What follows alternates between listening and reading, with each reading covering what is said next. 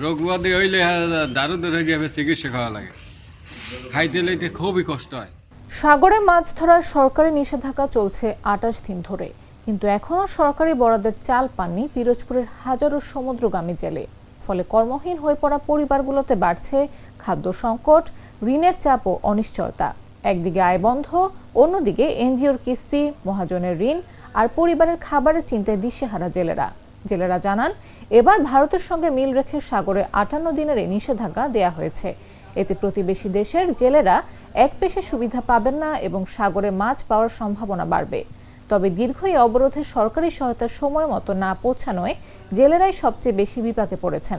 পিরোজপুর জেলা মৎস্য কর্মকর্তা এ বিষয়ে জানান, জেলেদের ৫৮ দিনের সমুদ্রে মাছ ধরায় নিষেধাজ্ঞা দিয়েছে সরকার। এই সময় মৎস্য অধিদপ্তর থেকে তালিকাভুক্ত জেলেদের প্রতি পরিবারকে ৭৭.৩৩ কেজি করে চাল দেওয়া হবে।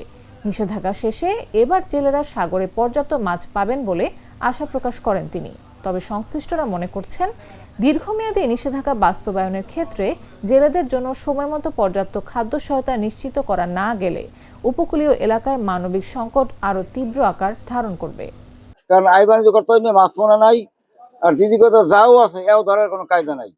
আমি সরকার আমাকে কোনো মোটামুটি একটা সহযোগিতা করতো, তাহলে হয়তো মনে করো নাতিবি দিলে খাইলে বাঁচতে পারতাম মোটামুটি। আমাদের এই যে অবরোধ দিয়েছে ২০-২৫ দিন হয়ে গেছে প্রায়, এমন আমরা চাল বইতে আছি না। আমাদের লোনের বেড়ারা ইয়ে কিস্তিওয়ালারা ইয়ে বইতে এই জনগণ দিকে দেয়, এখন আছে আগে দুটো চাল পাইতে, এখন আবার দেরিতে দেওয়া দিয়েছে চাল। রোগ ব্যাধি হইলে দারু ধরে যাবে, চিকিৎসা খাওয়া লাগে, খাইতে লইতে খুবই কষ্ট হয়। আমার কার্ড নাই, কার্ড করতে দিয়েছে, হেরা খোঁজি দেয় না।